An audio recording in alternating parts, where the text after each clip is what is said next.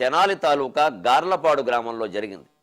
ఆ ప్రాంతమంతా పునీతమైంది ఈ మహాకవి జననం వల్ల. అందుకని ఇతన్ని మొదటి నుంచి గార్లపాటి రామకృష్ణుడు, గార్లపాటి రామలింగడనే అనేవారు.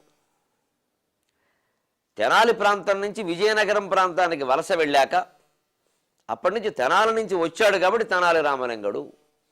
ఇప్పటికీ మనకు కొన్ని ప్రాంతాల్లో చూడండి, తూర్పు నుంచి వచ్చినటువంటి కులం వాళ్ళు ఎవరన్నా ఉంటే వాళ్ళని తూర్పు కాపులు అంటారు. పెద్ద కాపులు, తూర్పు కాపులను, కాపుల్లో 2 రకాలు ఉన్నాయి.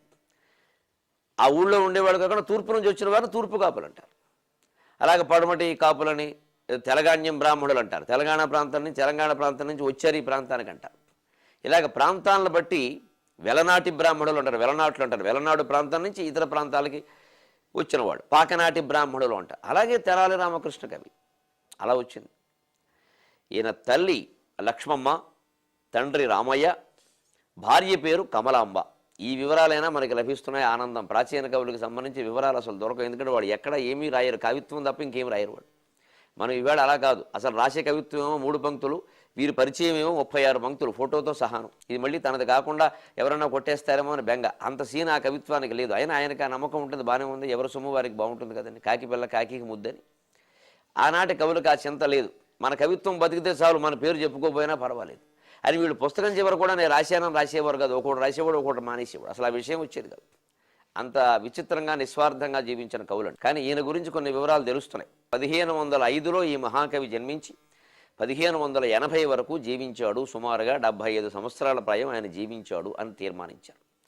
ఇలా తీర్మానించాక మీరు చూడండి, 1530 వరకు కృష్ణదేవరాయలు పరిపాలన చేశాడు. ఆయన 1509లో సింహాసనం అధిష్ఠించి 1530 వరకు 21 సంవత్సరాలు ఆయన జీవించాడు.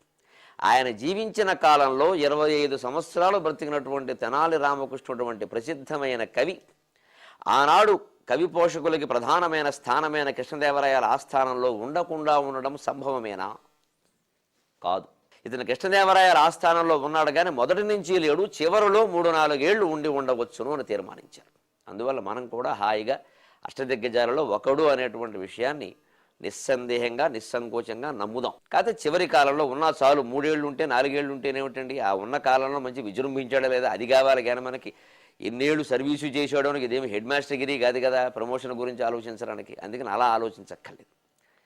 అయితే ఈయన మొట్టమొదట ఉద్భటారాజ్య చరిత్రాన్ని, శివపరమైన కావ్యాన్ని రచించి, తర్వాత ఘటికాచల మహాత్మ్యాన్ని రచించి, తరువాత కొంచెం ప్రాయమెంతకు మిగుల కైవ్రాలకుండా కాశికాఖండమును మహాగ్రంథమేను సంతరించితి అని శ్రీనాథుడు చెప్పినట్టుగా పెద్ద వయస్సు వచ్చాక, పరిపక్వమైన మనస్థితి వచ్చాక రచించిన మహాకావ్యం, మహాప్రబంధం పాండురంగ మహత్యం. అందుకే ఈ 3 కూడా అది బాగా జనాదరణ పొందింది, అది బాగా నిలబడింది. ఇప్పటి వరకు కూడా తెనాలి రామకృష్ణుడు అనగానే ఒక పక్క చలోక్తులు అయితే ఇంకో పక్క పాండురంగ మహత్యం. అసలు ఇదే మనం పరిశీలించినటువంటి పారిశ్యం. చలోక్తులకే ఉంది, అవి విసరడానికి మనబోటిగాళ్ళు చాలామంది ఉన్నారు. కానీ పాండురంగ మహత్యం లాంటి కావ్యం రాయగలగాలి కదా, దానికి ఆ మహానుభావుడు ఒక్కడే సరిపోతాడు. ఆయన 1572 ప్రాంతాల్లో ఈ కావ్యాన్ని రచించాడు అన్నారు. ఎందుకంటే ఇందులో వశుచరిత్ర ప్రస్తావన ఉంది, రాయల కాలం నాటి ఇతర కావ్యాల ప్రస్తావన ఉంది, ప్రధానంగా ఆముక్తమాల్యద ప్రస్తావన ఉంది. కాబట్టి ఆముక్తమాల్యద రచించాక, వశుచరిత్ర రచించాక దీన్ని రచించాడు అని తీర్మానం చేశారు. ఆ రకంగా 1572 ప్రాంతాల్లో ఈ కావ్యం రచింపబడింది అనేది కూడా మనం లెక్కల్లో